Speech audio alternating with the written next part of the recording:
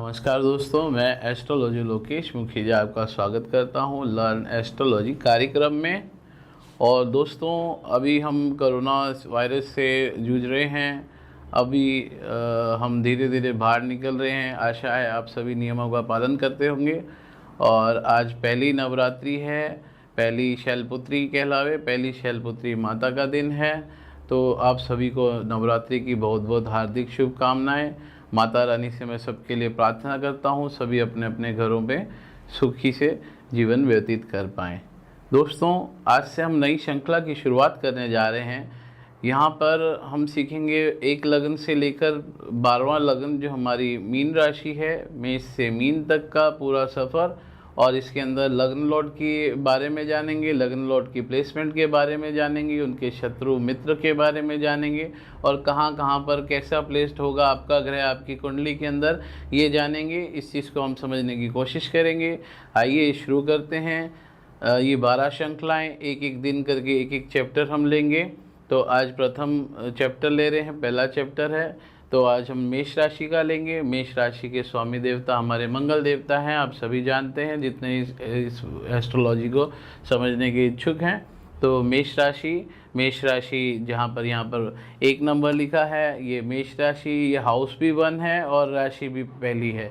तो ये दोनों चीज़ पहली है। यहाँ से हम पर्सनैलिटी, लोगों के व्यक्तित्व के बारे में जजमेंट करते हैं कि ये व्यक्ति किस तरह का होगा। अगर जहाँ पर लग्न लॉर्ड है, लग्न लॉर्ड पहले हाउस में ही बैठा है, तो कोई भी लग्न लॉर्ड हो वो बहुत ही अच्छे रिजल्ट देने के लिए बाध्य हो जाएगा।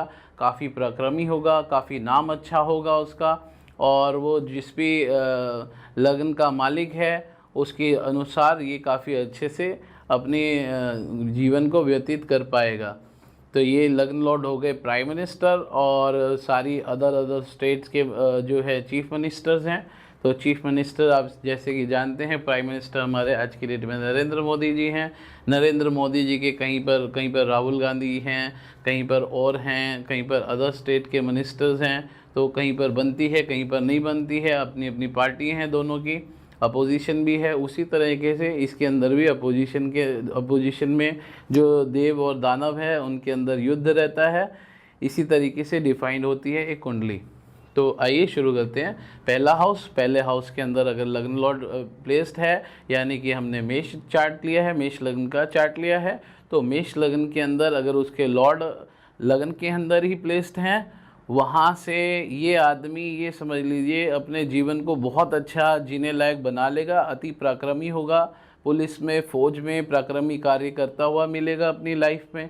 जो लोग जो कार्य कर नहीं पाते वो चुटकियों में ये कार्य कर लेते हैं, क्योंकि अति साहसी होते हैं। लग्न के लॉर्ड होते ही मंगल देवता ने दूसरी राशि इनकी वृश्चिक, इसमें 2 राशियां हैं मंगल देवता की मेष और स्कॉर्पियो, दोनों वृश्चिक।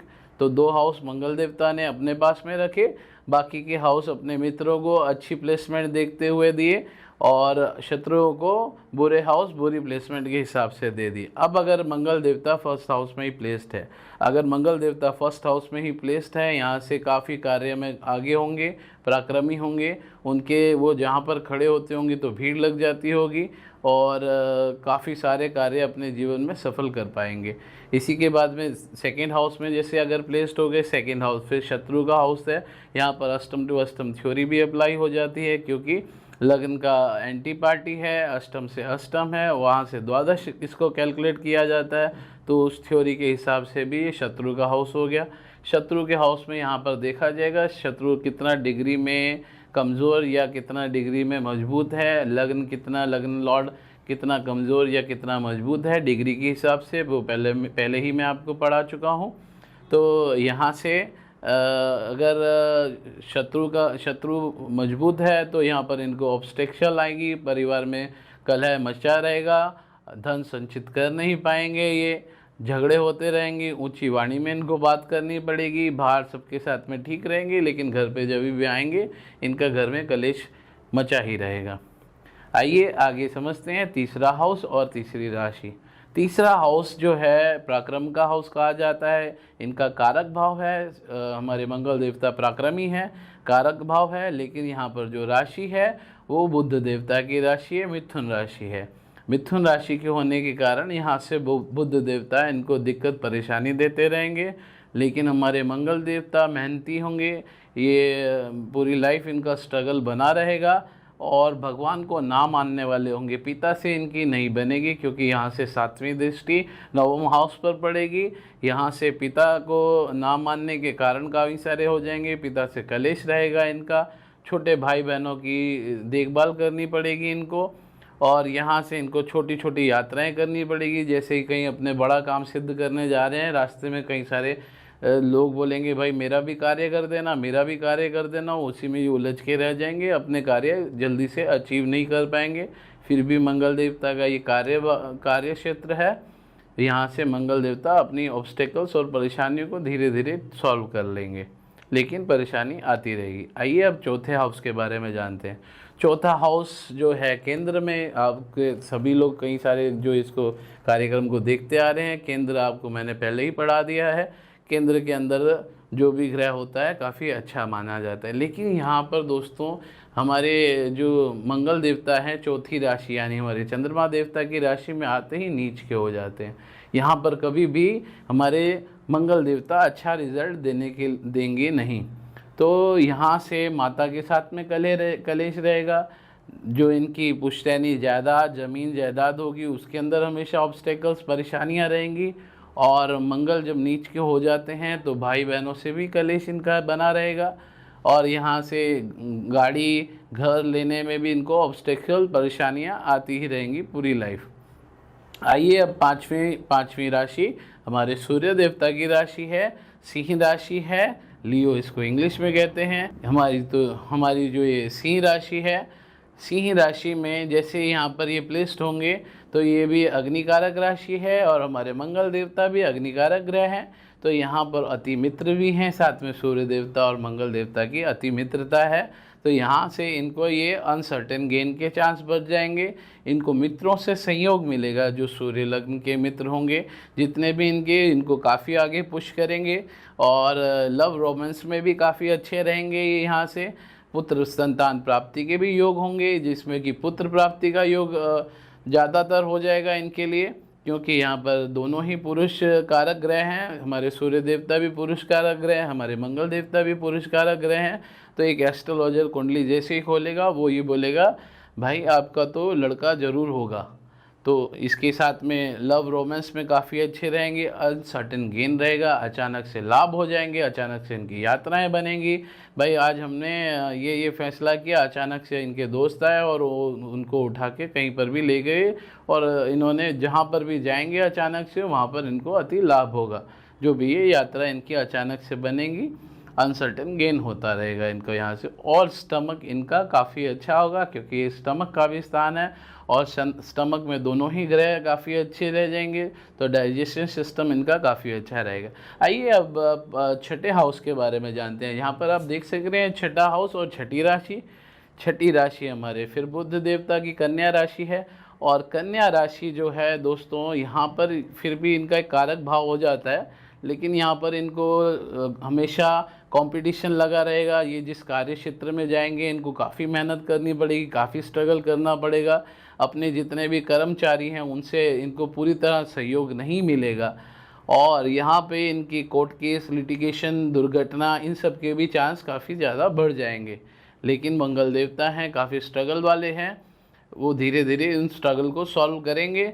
और यहाँ पर अगर शत्रु बल मजबूत रहा तो यहाँ पर इनको पूरी लाइफ परेशानी बनी ही रहेगी। आइए अब सातवीं राशि और सातवें हाउस के बारे में बात करते हैं। सातवीं राशि हमारी शुक्र देवता की तुला राशि है।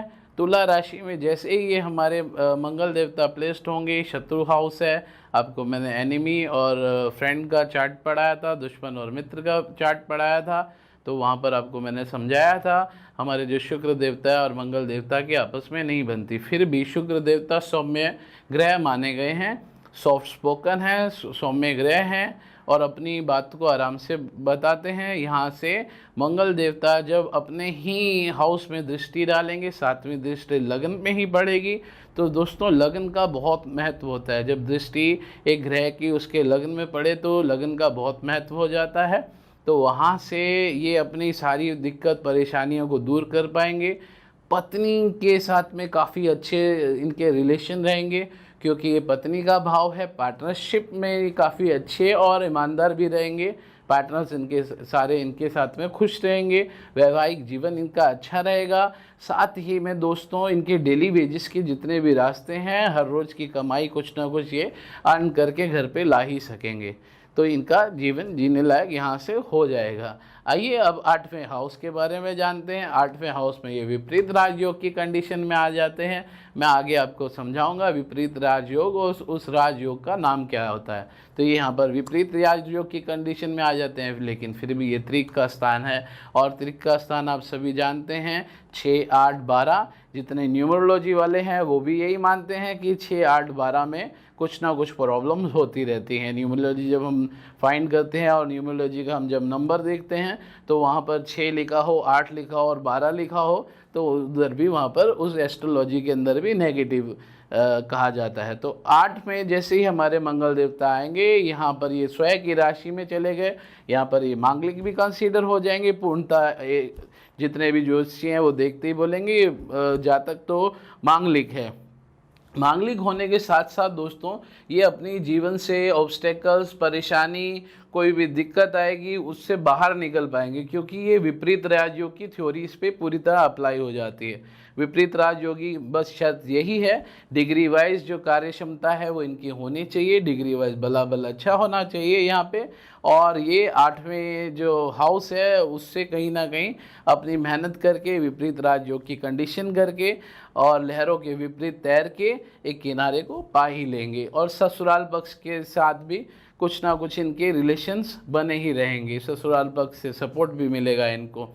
आइए अब 9वें हाउस के बारे में जानते हैं। 9वां हाउस और 9वीं राशि। 9वां हाउस हमारे पिता का हाउस होता है। यहाँ से हम पिता के बारे में जानते हैं, लंबी दूरी की यात्राओं के बारे में जानते हैं, और यहाँ से हम ये देखते हैं कि मित्र है जो 9वां हाउस है, सेजिटेरियस है, यानी कि हमारी धनु राशि, हमारे देवगुरु बृहस्पति की राशि, और बृहस्पति देवता और मंगल देवता की आपस में मित्रता है। वो देवता है और वो देवगुरु हैं, तो यहाँ पर इनको पूरी सपोर्ट मिलेगी अपने पिता से। पिता की सेवा करने वाला, पिता भी बहुत प्यार करने वाला इनको मिलेगा।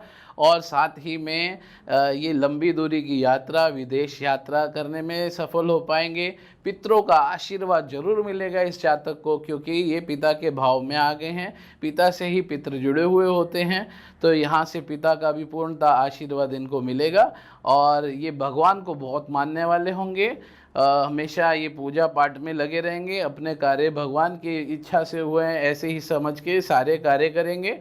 और ये हायर स्टडी में भी जाएंगे, ये हायर स्टडी का भी भाव है, मस्तिष्क का भी भाव है, स्किल भी इनके काफ़ी डेवलप होंगे। कभी हायर स्टडी में नहीं जा पाए तो हायर स्टडी लायक इनके स्किल्स रहेंगे, कहीं ना कहीं से इनको देवीय कृपा होगी ही। आइए 10वें हाउस के बारे में और 10वीं राशि के बारे में जानते हैं। 10वां हाउस में यहाँ पर आते ही ये शनि देवता की राशि है। आप समझ गए होंगे कि शनि देवता की राशि में ये तो शत्रु की राशि है, लेकिन दोस्तों शनि देवता न्यायप्रिय हैं, वो जज हैं, वो जजमेंट लेते हैं, न्यायप्रिय हैं शनि देवता। और अगर यहाँ पर ये जातक ऑनेस्ट रहा, ईमानदार रहा, तो शनि देवता भी इनको सहयोग करेंगे।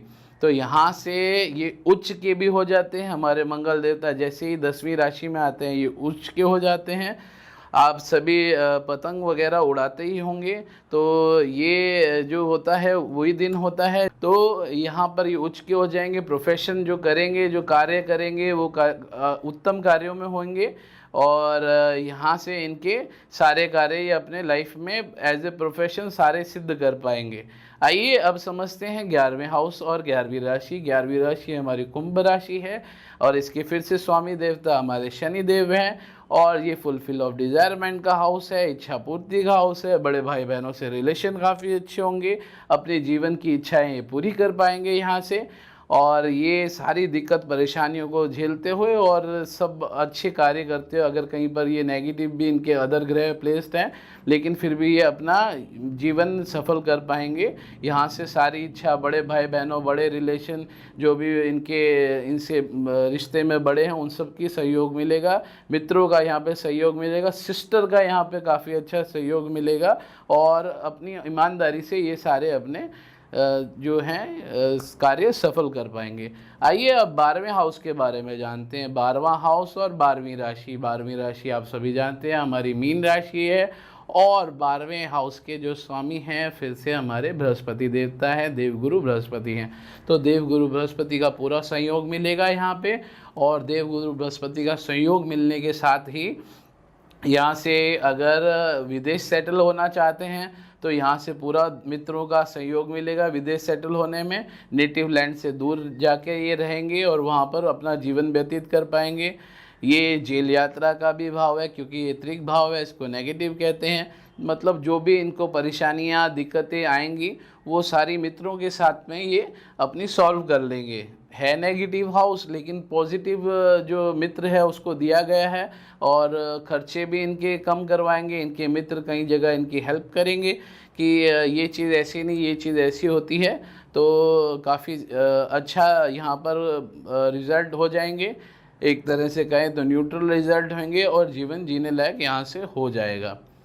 तो आज के ये पूरा चैप्टर यहीं पर समाप्त होता है, और माँ भगवती आप पर कृपा करे, आप पर दया करे, ये पूरे नवरात्रे अच्छे जाए। मैं मनोकामना करता हूँ कि माँ भगवती का आप सभी को आशीर्वाद मिले और आपका सबका भला हो। माता रानी कृपा करे आपके ऊपर। आज के लिए इतना ही।